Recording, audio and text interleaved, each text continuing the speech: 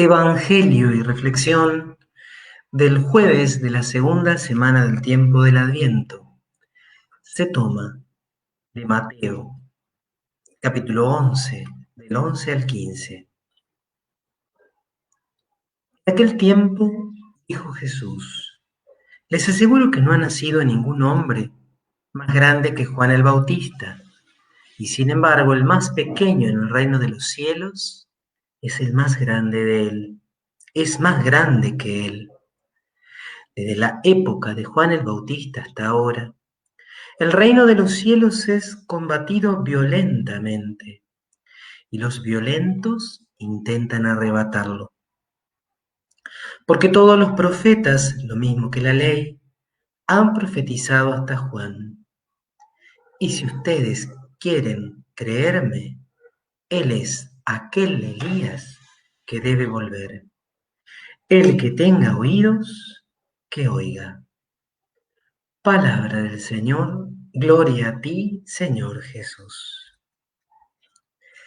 Queridos hermanos, la liturgia de la Iglesia, a partir de hoy y hasta el próximo martes, nos va a presentar la figura de San Juan Bautista.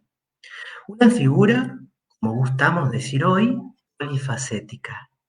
Encontramos un montón de rasgos, de aspectos en Juan Bautista que pueden ser valiosos para la comprensión del misterio de Dios y también como inspiración para nuestro seguimiento y nuestra fidelidad a Cristo. Juan Bautista es el precursor del Señor. Juan Bautista está como una bisagra entre el Antiguo y el Nuevo Testamento. Por eso dice Jesús, y lo dice así con bastante claridad, que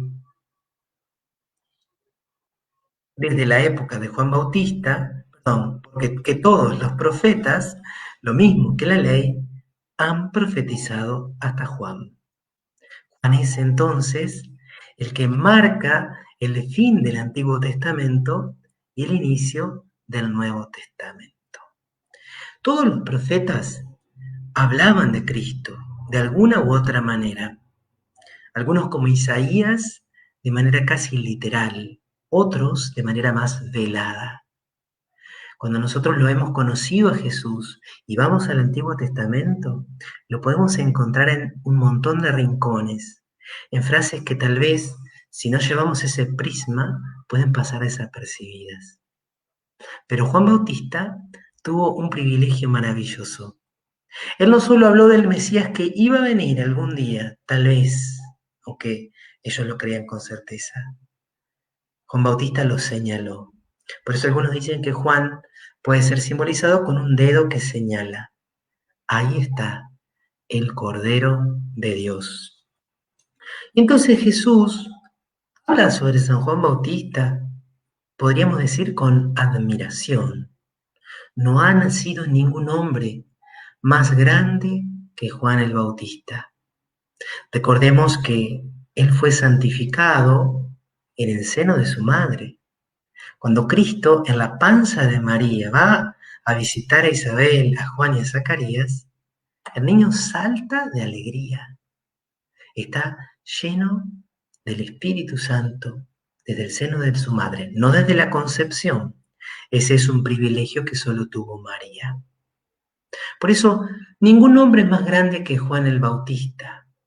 Sin embargo, aún siendo santificado en el seno de su madre, Juan Bautista va a pertenecer al mundo antiguo, porque muere antes de la Pascua del Señor, antes de su muerte y su resurrección.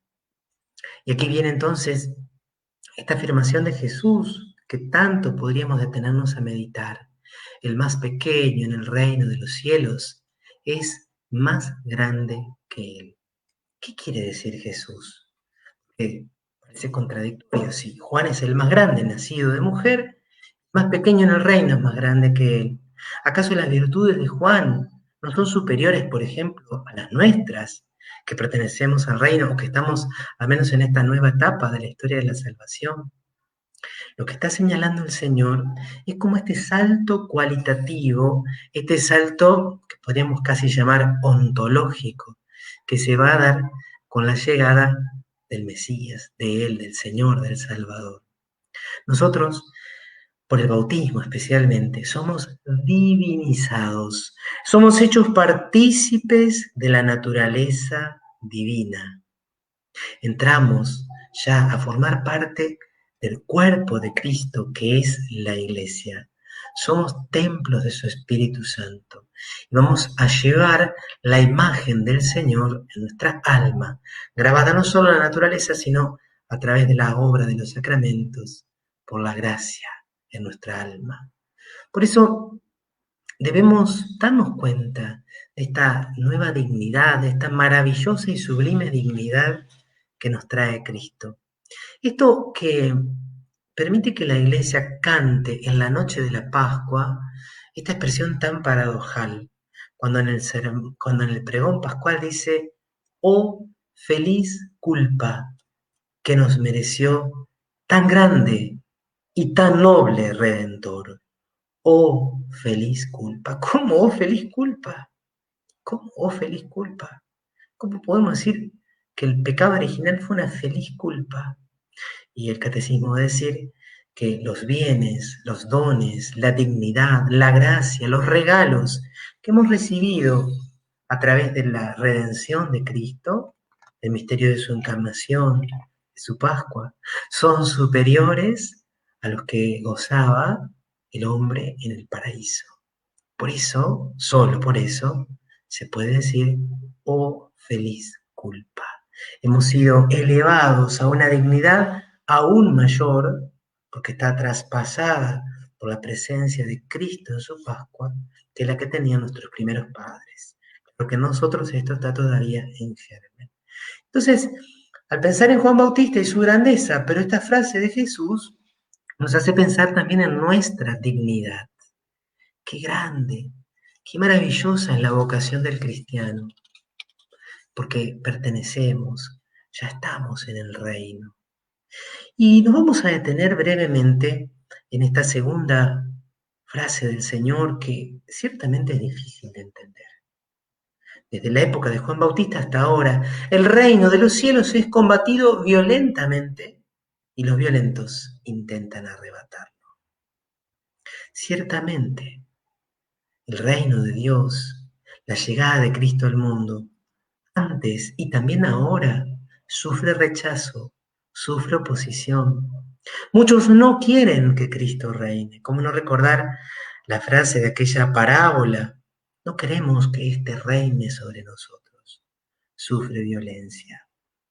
Pero también esta segunda expresión, los violentos intentan arrebatarlo, según algunas traducciones y según algunas interpretaciones, puede darnos a entender que para entrar en el reino es necesario hacerse violencia, o ser violentos, pero no en un sentido de ser violentos con los demás, sino ser disciplinados, esforzarnos, luchar, combatir, pelear.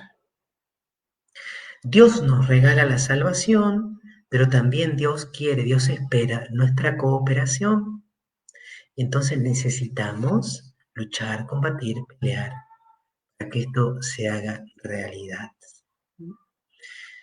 Juan entonces termina diciendo: Jesús es aquel Elías que debe volver. ¡Qué fuerza el profeta Elías! ¡Qué fuerza! ¿Cuánto el profeta Elías hizo en su tiempo? ¡Qué lucha! Fue perseguido durante toda su vida, especialmente por Jezabel.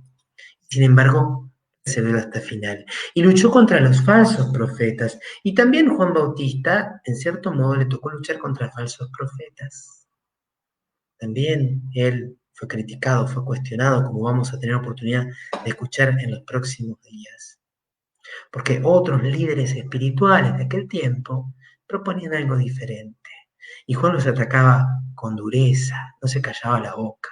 Era un tipo radical, fiel hasta la muerte. Por eso conoció la muerte. No callar la verdad en aquel entonces sobre la familia, sobre el matrimonio, fue decapitado. Entonces hoy terminamos esta reflexión sobre el Evangelio de Mateo, escuchando nuevamente estas palabras de Cristo. El que tenga oídos, que oiga. El que tenga oídos, que oiga. Estas palabras son duras, son exigentes, son desafiantes. El que tenga oídos, que oiga. Tengan una hermosa jornada. Les dejo la bendición del Padre, del Hijo y del Espíritu Santo.